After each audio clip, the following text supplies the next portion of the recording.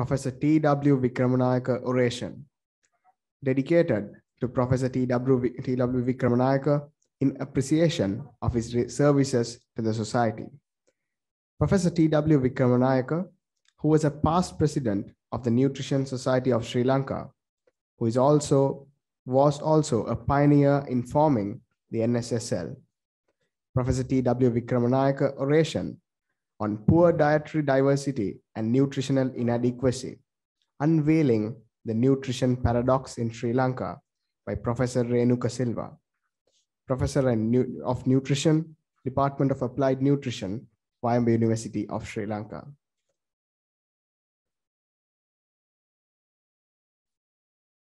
Now, I respectfully invite the following dignitaries to the head table. Professor Chandima Vikramatilaka, the President, Nutrition Society of Sri Lanka. Professor Renuka Silva, Professor of Nutrition, Department of Applied Nutrition, Wayamba University of Sri Lanka, the orator. I cordially invite Professor Chandima Vikramatilaka, the President of NSSL, to introduce and to present the medal and the certificate to the orator of Professor T.W. Wikramanayake Oration. Over to you, Madam.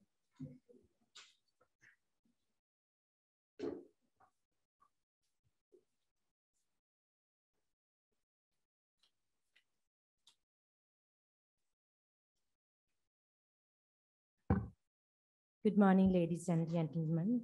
I think it's my privilege to introduce Professor Renuka Silva, the orator of Professor T.W. Wikramanayake Oration 2022. Professor Renuka Silva is the chair and the inaugural professor of nutrition in the Department of Applied Nutrition of Wayamba University of Sri Lanka. He obtained his BSc special degree in agriculture from University of President-NSSL. He was the first lecturer recruited to the Department of Nutrition of the Wayamba campus of Sri Lanka and its inception in year 1996. In year 2000, he obtained his PhD in human nutrition from University of Reading, UK. He rejoined the newly established Wayamba University of Sri Lanka. He served as the head of the department for 9 years and the Dean of the Faculty of Livestock, Fisheries and Nutrition. Currently, he is the director of the Center for Quality Assurance of the university.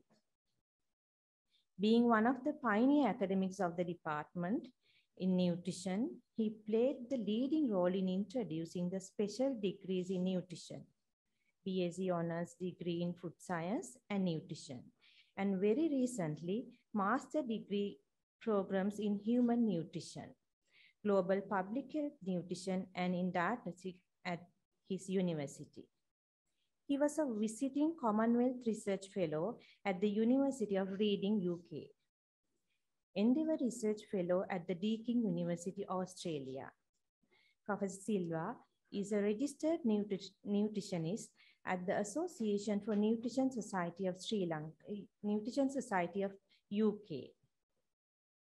In his 20 years of academic and research career, he excelled in higher education in nutrition research and professional development activities.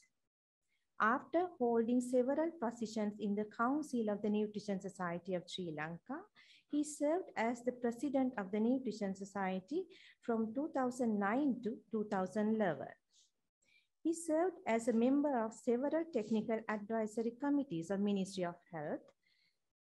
He was also a consultant to the World Food Programme, World Food and Agriculture Organization, and International Food Policy Research Institute.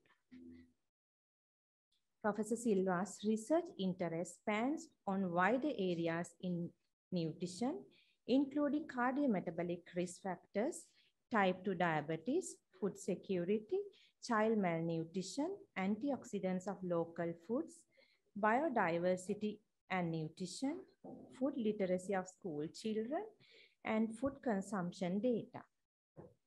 He has published more than 50 peer-reviewed articles in international journals and presented his research findings in more than 100 international and local conferences.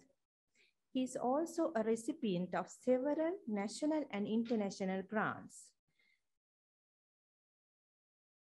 and research awards, including Presidential Awards for Scientific Research. He is one of the authors who won Professor Priyani Soisa Research Award in 2021, awarded by the Nutrition Society of Sri Lanka.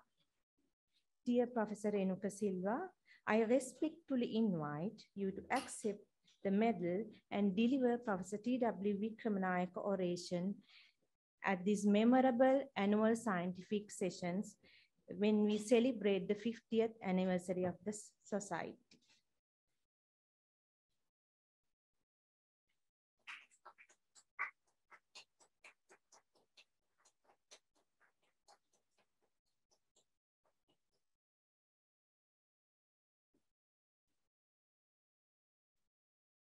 Good morning. The President of the Nutrition Society, Professor Chandima Wikramanayake, and the council members, the past presidents of the Nutrition Society, and also the invitees for this annual sessions of Sri Lanka Nutrition Society, and also the members of the family of Professor T.W. Wikramanayake, and other attendees of this session online and also in person.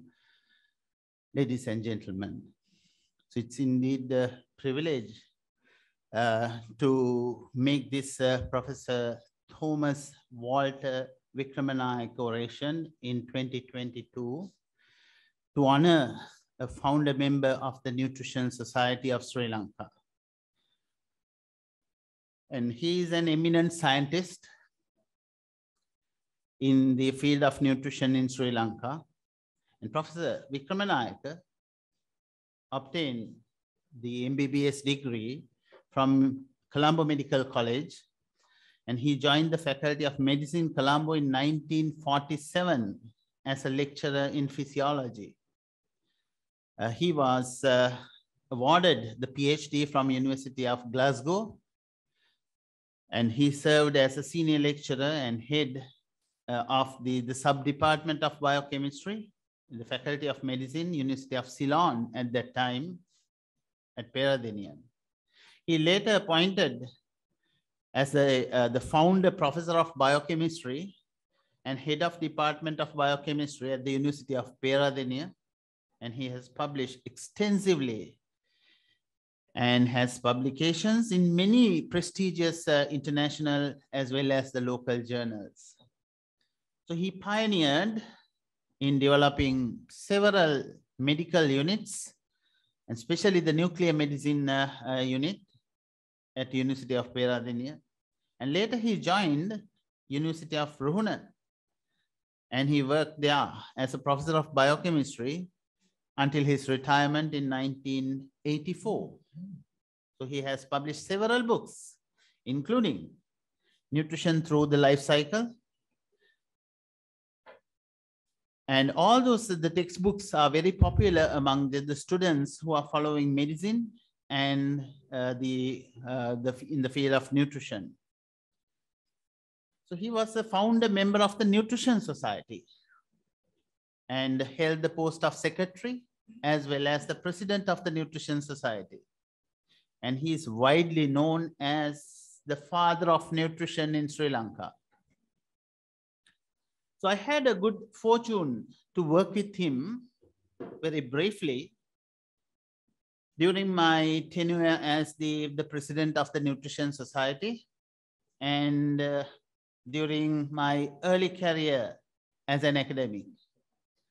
First, I met him as soon as I returned to the country after my PhD at a workshop held in Kandy to discuss the nutrition curricula of the universities in the South Asian region.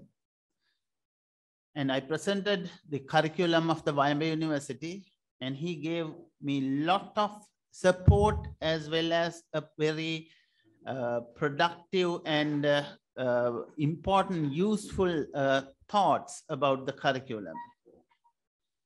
Later, I invited him to Wayamba University as a keynote speaker of our student research symposium, I think in 2002. And thereafter, I met him at the Nutrition Society sessions and various other meetings at the Ministry of Health. And once he asked me to come over to his home and donated a collection of journals and the books that he had to our university. So until he passed away, he was a regular member, attended the Nutrition Society annual sessions. So remembering his always updated knowledge on nutrition issues inspired me to rethink about this dilemma of the concurrent undernutrition and overnutrition problems in this country. So as you know that there is a combination of underweight in children and overweight in adults, frequently coexisting in the same family. So this is a phenomena in the developing countries undergoing the nutrition transition. This oration addresses the causes of the nutrition paradox by analyzing the robust evidence and the data from recent studies done in Sri Lanka, especially the studies done at Wayamba University by my research group. So thank you very much for inviting me to give this oration dedicated to Professor Wikramanayake.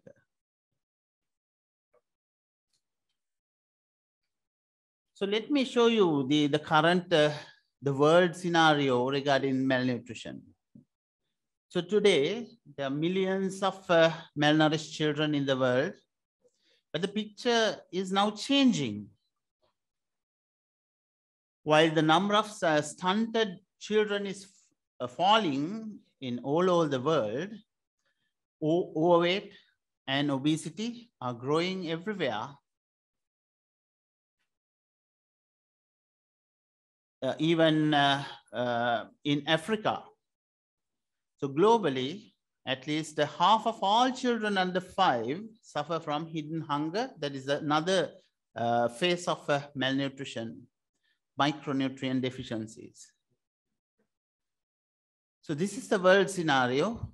And if you convert it into Sri Lankan situation, you see that in Sri Lanka, there are about 300,000 stunted children under 5 and 259,000 wasted children. And although it is 2%, there are more than 35,000 overweight children. Whether they are stunted, wasted, or overweight, most of them are suffering from micronutrient deficiencies. If we just look at our progress towards sustainable development goals, we have scored 87 out of, we have been ranked at 87th position out of 165 countries. And the most important nutrition-related sustainable development goals are 1, 2, and 3. And if you look at the progress of the country, SDG 1, which is alleviation of poverty, so we are doing well. Upward trend, poverty headcount has gone down, and the poverty headcount ratio at $3 per day, that's also improved. And let's move on to the Sustainable Development Goal 3, good health and well-being. Yes, we are doing well. Maternal mortality rate improved, or it has gone down. That means the situation improved. Neonatal mortality rate, we are on track. And all other health indices, except tuberculosis and some other situations, the cardiovascular disease, cancer, diabetes, and chronic respiratory diseases Except those two situations, we are doing well. Let's look at the main sustainable development goal related to nutrition, zero hunger. Prevalence of undernutrition, yes, we have settled it down and we are on track.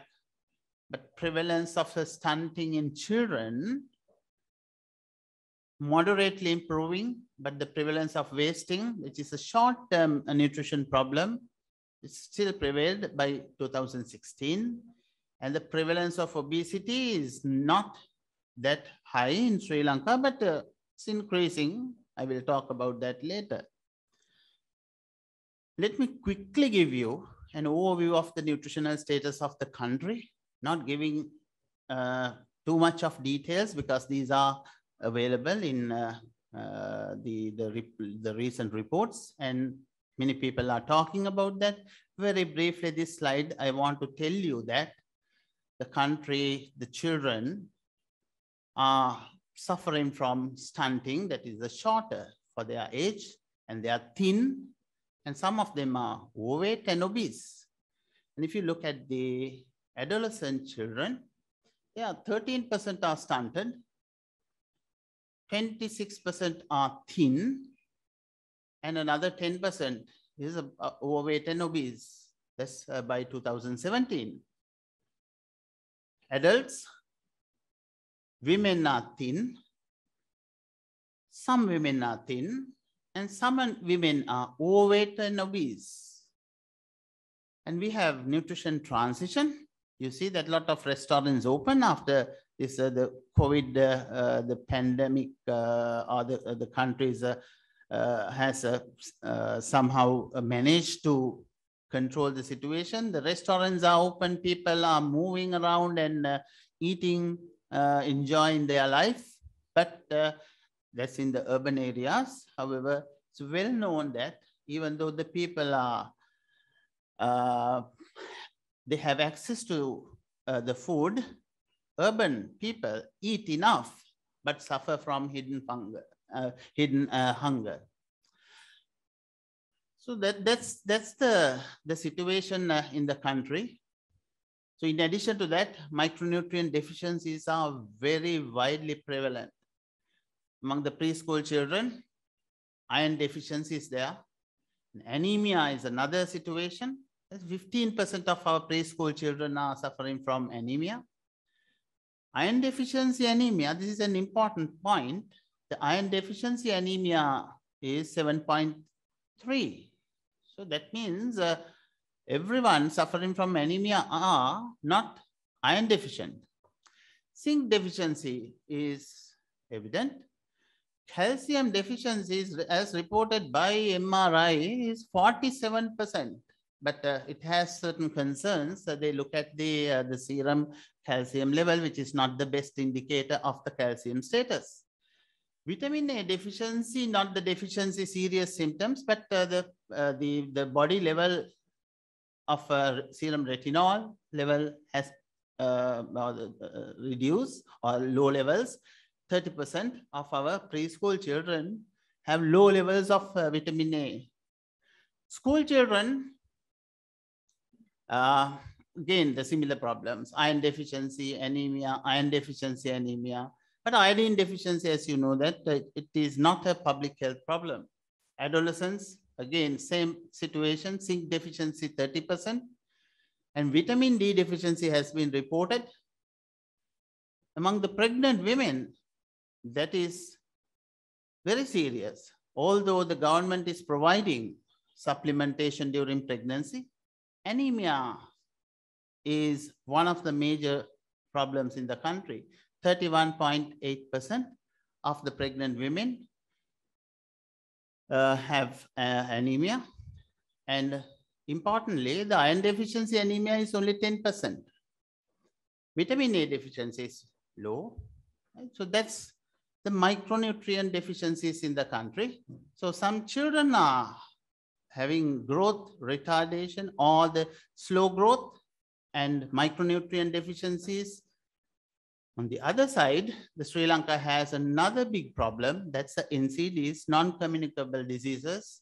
And it is estimated that 83% of all deaths occurred in the country is because of the non-communicable diseases. Cardiovascular disease is number 1, and cancers, 14% deaths, and other diseases like diabetes, which is a main reason for many other complications.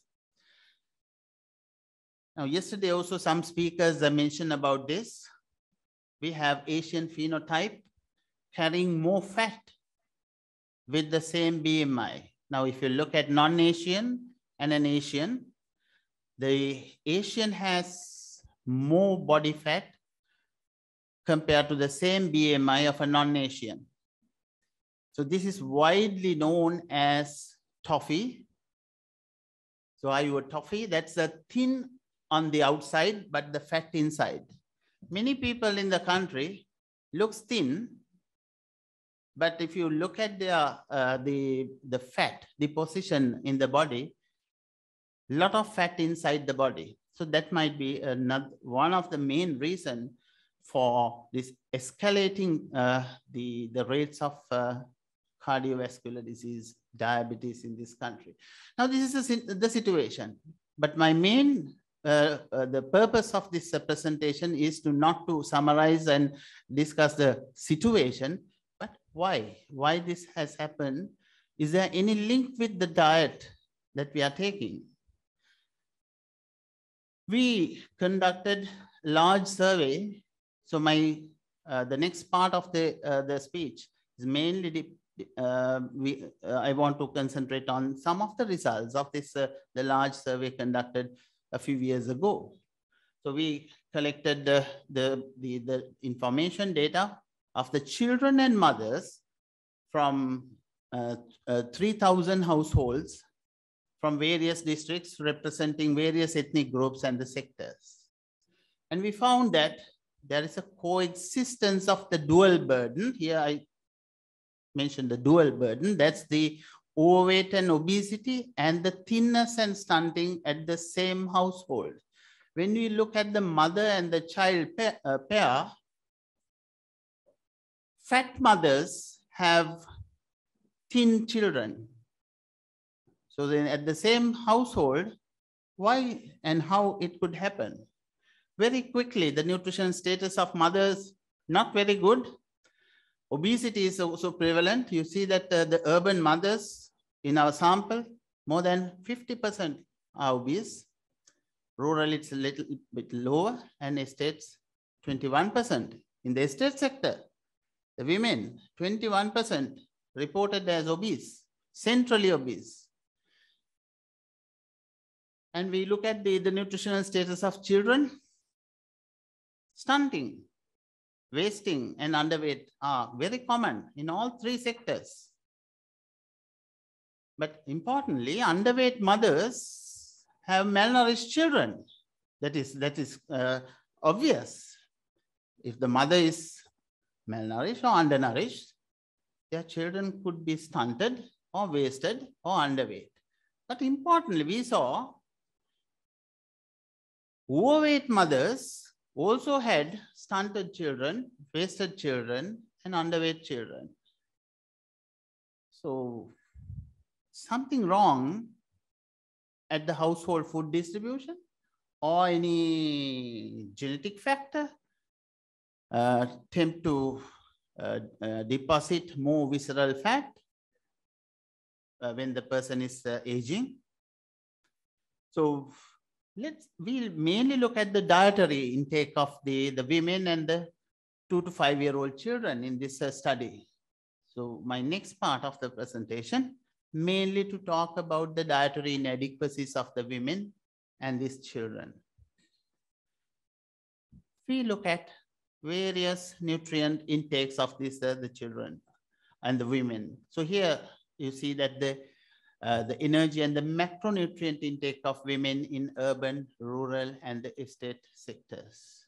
The pie chart shows that they eat 65% of their energy from carbohydrate. Yesterday also the speakers talked about that, and huge amount of carbohydrates we consume and relatively lesser amount of protein and relatively lesser amount of fat as well. We can increase our the dietary fat a little bit more, but you need to cut down some carbohydrates.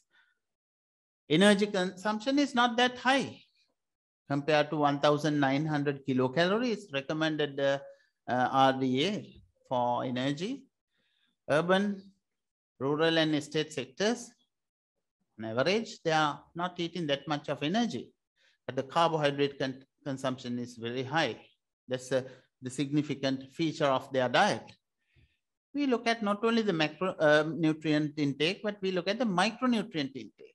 There we see a lot of disparities compared to the recommendations and also compared to the EAR, that is the estimated average requirement, or that's the large population mean value expected in a normal population. For example, calcium 833 should be the normal population mean value, and the recommendation is 1,000. But in our sample of these mothers, they consume 380 milligrams of calcium, very, very low. The same situation for iron, 29.4 is the recommendation. They consume 12.4. These are mean values. Similar situations we found for thiamine, riboflavin, folate, vitamin C, vitamin A. The consumption is very, very low. And we look at how many women consume adequate level of their recommendation. And we found that almost all women consume less than the recommended level of calcium. You see that nearly 100% of them consume the less than the expected value, not the recommendation, but the mean population value less than that. Iron, nearly 100%. Zinc, of course, about 50% of the 50% of the women. These are non-pregnant, premenopausal women. Thiamine, riboflavin, and also folate. Nearly 90 to 100% of the women did not consume adequate amount. So what it means, the overall population is shifted towards the left side and from the normal healthy population. So this is the evidence for such the micronutrient problems appeared later on as symptoms in those reported in those surveys. Then we look at the children's situation. Children also eat 60% of their energy from carbohydrate, not very bad, but 12% of energy from protein. So the balance is still not the perfect balance. Calorie intake is low. Protein intake is generally okay, but that most of the protein comes from plant sources. So not the best quality protein. And when we look at the micronutrient intake, the same situation once again, but better than mothers. Calcium consumption, somewhat okay, because we saw that the mothers give milk, maybe powdered milk mainly, to these the children. And we look at the nutrient inadequacy of these the children. The same situation you can see, but around 80%, 90% of the children are not getting their nutrient requirement and even below the average population intake. And again, it's a shifted population from the normal mean value. And we look at the women's compliance to food-based dietary guidelines given by the Ministry of Health. Recently they revised, but these are old food-based dietary guidelines. Cereals and the starchy foods recommendation is 7 to 13, and a sedentary woman, small body size woman, should eat 7 the servings of cereals and the starchy food. But we are doing well, of course, eating too much of cereals and the starchy food. Vegetables and green leaves, recommendation is 4 servings per day, but eat only 2 per day. Fruits, 2 to 3 per day, eat less than 1. Fresh milk and the dairy products, recommendation is 1 to 2, but our population eat around half or 0.5. Fish, meat, egg, and pulses together, the health ministry recommendations ask us to eat maybe 1 to 4 per day, combined in combination, but we eat half of that too. So if our population eat like this, you can't expect a nutritious and healthy life, nutrition well-being and healthy life of the population, and especially the women. And this shows that most of the, for example, I just take one example, the figure number 1, vegetables, majority of the population eat half a serving. 1 serving is maybe half a cup of, or the tablespoons of cooked vegetables, and they eat half of that. Maybe, but remember, the potatoes, dal are not vegetables. Many people think that those are vegetables. Those are pulses. But the pulses consumption is also same. Fruit consumption worse than the vegetable consumption. And fresh milk or the milk product consumption is also not very satisfactory. We look at the dietary diversity, which is a measurement of the nutrition adequacy. If we eat a lot of the food items from different food groups, we would be able to achieve our requirements. Out of the 10 food groups that we considered, only about 5-6 food groups are consumed by these women on a particular day. So that shows that maybe due to poverty, maybe due to lack of knowledge, or there can be many other reasons for this dietary diversity. Professor Jivika in the previous symposium mentioned about the food prices. Professor Maramve mentioned about the agriculture production. And many people are talking about the safety of the food. I think the Nutrition Society is going to have another session about the food safety. Whether really are we eating vasa and visa? That will be also discussed. If you look at what kind of foods that we consume, this is a different study that we have recently conducted by IFRI. 100% of our people eat starch, but pulses are consumed by only 60% on a particular day. This is a large scale study, more than 1,000 households in the rural areas in 5 different districts. Nuts, very, very low. Dairy, again, less than half of the population consume some kind of dairy. Meat, eggs, consumption is low. Oils, everyone is eating. Right. Now, the part of the speech. My main question, or our research group's main question was, can a nutritionally adequate diet be promoted using the local foods available and following the current food patterns? If we eat the same kind of food or that kind of foods that I have mentioned, and if the local food production is similar to what is what you can find in the shops or in the country, can we achieve nutritionally adequate diet? So we did some analysis using some programming and simulations of the models, running some models. we use the OptiFood, the software, which allows us to formulate the different models and see which combination is the best combination to achieve a nutritionally adequate diet.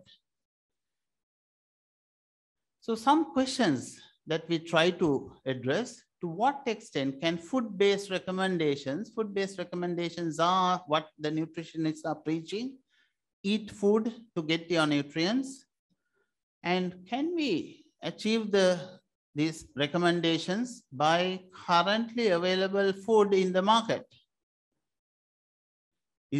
Can we have a realistic diet which gives all the nutrients, including micronutrients as well as protein? And then, if such a diet is not possible, can we model a diet, a new diet, which can meet the nutrient requirement of the people? And what is the percentage of recommendation that we can achieve? And which foods and the food groups are the best sources of nutrients in these diets? And which individual recommendations are worthwhile to consider? So then, very simply, what we found in this, the OptiFood modeling, it gives two best diets. One is, if we follow the current food pattern, your usual consumption, morning, lunch, and for your dinner and the snacks, if you follow that particular, you means here we consider the women in this country, if they follow the current food pattern, they can achieve the proteins, but they can't achieve fat, which is given in the blue color. They can't achieve calcium, vitamin C, and many other nutrients, but they can achieve B6. They can achieve B12, they can achieve zinc, but not any other nutrients. And then the software tried to remodel and said, if people are deviating from the normal diet, but still the same constraints, within the same constraints, same limitations, you can't eat, or you can't drink 1 liter of milk, for example, but within the same maximum and the minimum levels, can they achieve? It's a model diet. And it shows that, yes, we can achieve by little modifications, vitamin C can be achieved. You see that the orange color one. And that's the only thing that you can achieve. If you increase your fruits, you can increase the thing. Other things you can slightly increase, but you cannot reach 100% of the recommendation. So that's pathetic. So then what's the solution? I will be talking about that. Let's look at what are the foods which contribute to those nutrients. Proteins, we get proteins mainly from the grains or rice, and also from milk. Fats we get from coconut oil. Carbohydrates again from rice. And also the biscuits also provide a lot of carbohydrates because it's the cheapest snack. Calcium, of course, powdered milk.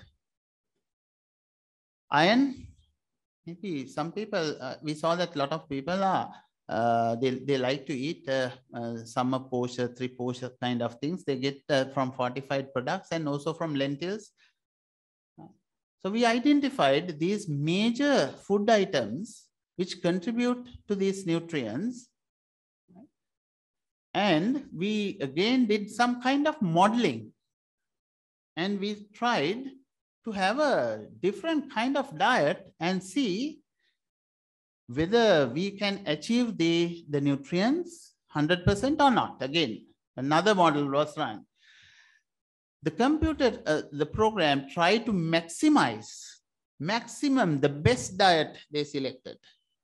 Right? That's given in the graph by orange color.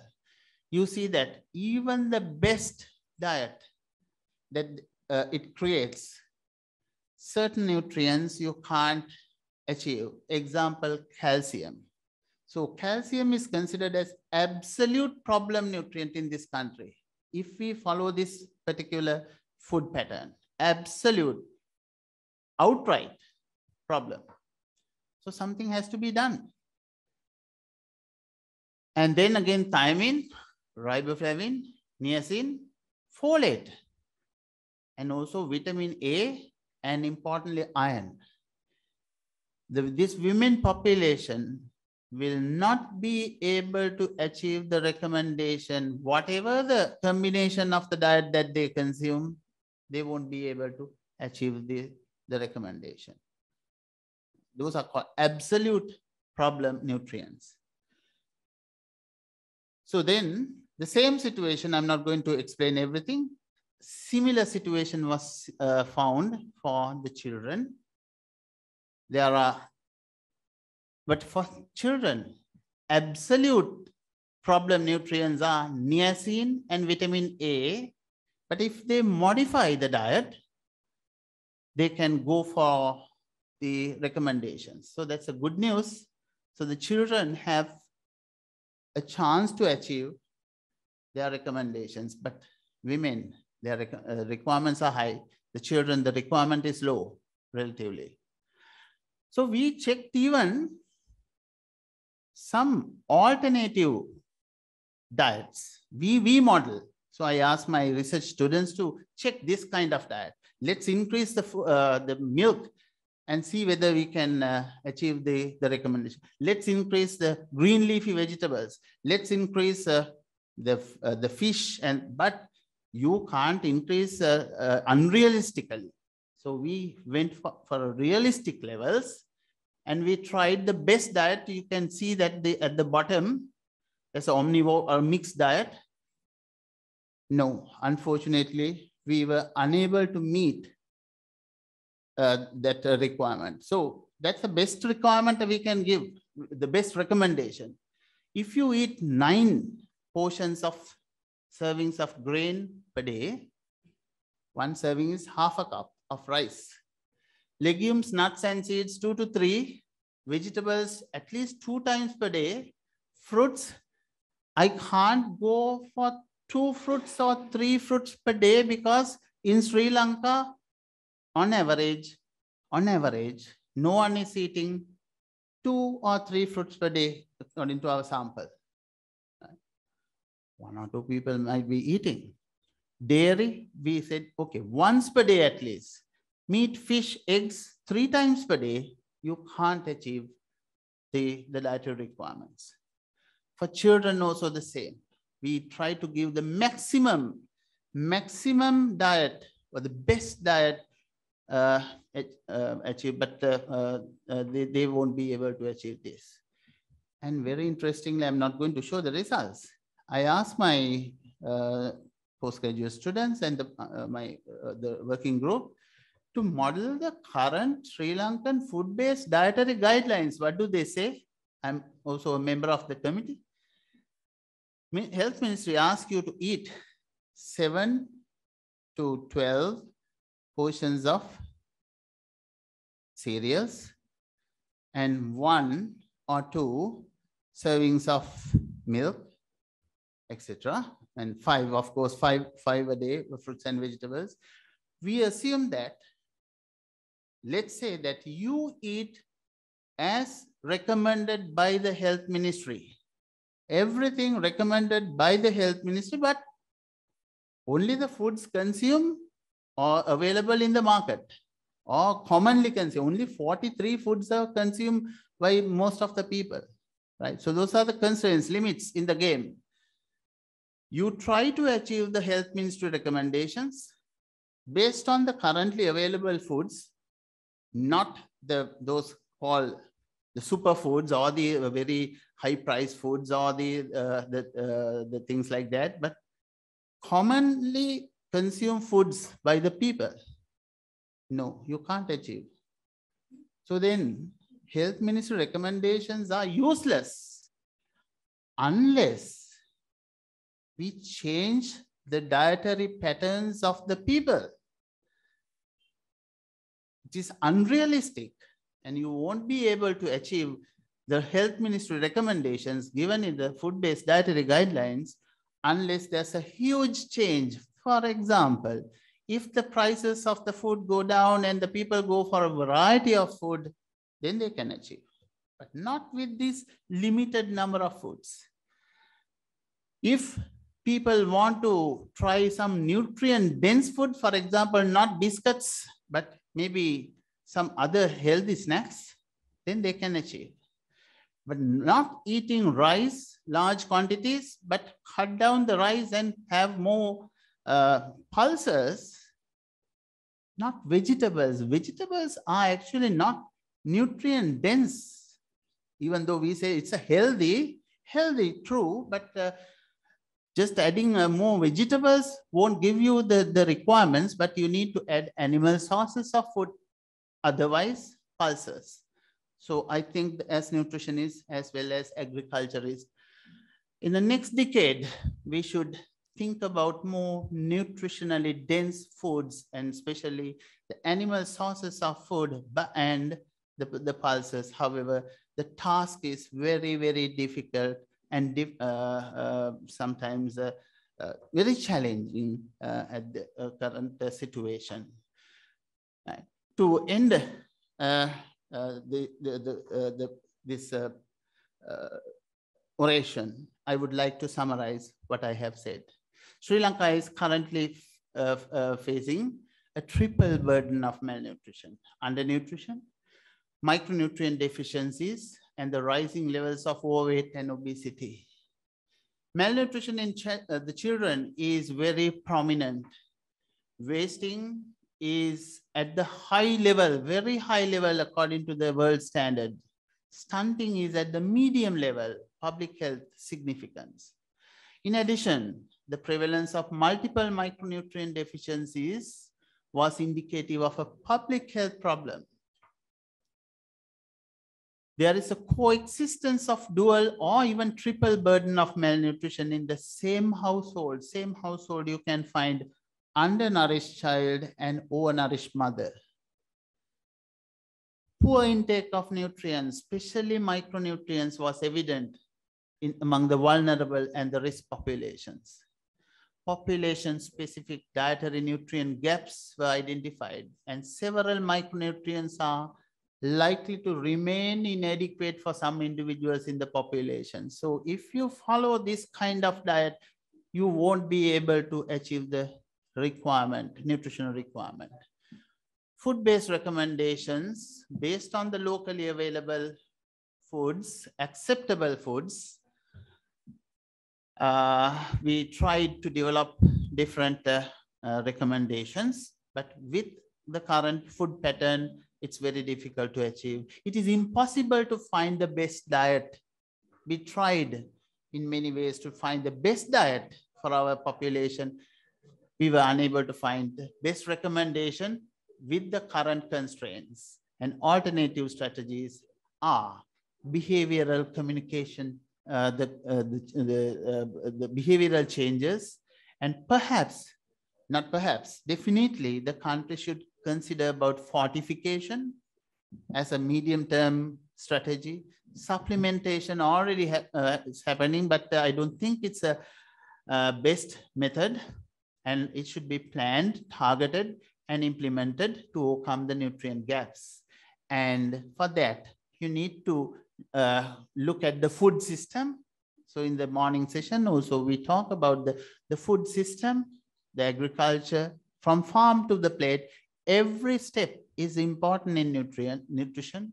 And also, I think our people's food literacy rate is not that high, even though we have general literacy rate, 90%, 99%. Our food literacy situation is not satisfactory. So these days, my research concentration or the focus is mainly on the food literacy and the food systems.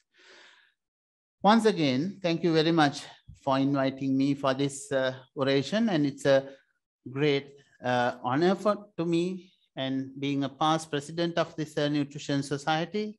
I also organize these kind of sessions, but I never thought that I would get this opportunity. that soon. So I must thank the Nutrition Society Council for choosing me as the orator in 2022. And I would like to thank the backbone of my research that I have presented today.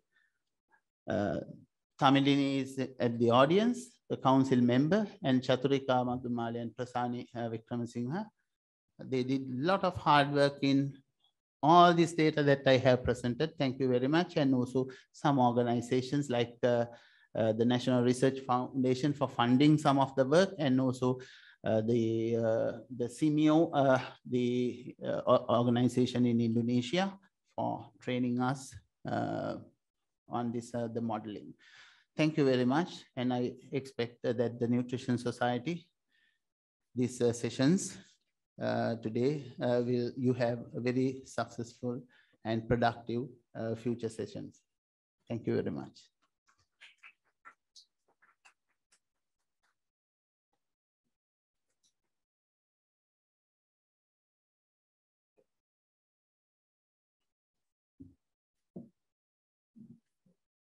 Thank you, sir. Professor Renuka Silva, Professor of Nutrition, Department of Applied Nutrition, Wayamba University of Sri Lanka. Thank you, sir, for sharing your valuable, eye-opening research findings. It was full of knowledge and enlightenment. It was our pleasure, sir, having you with us in this grand occasion. Now it's time for a comfort break. After the comfort break, next up in the agenda, we have the oral presentations on free communication. All the presenters are expected to be online sharply at 10:45 a.m. A kind reminder, all the presenters are expected to be online sharply at 10:45 a.m.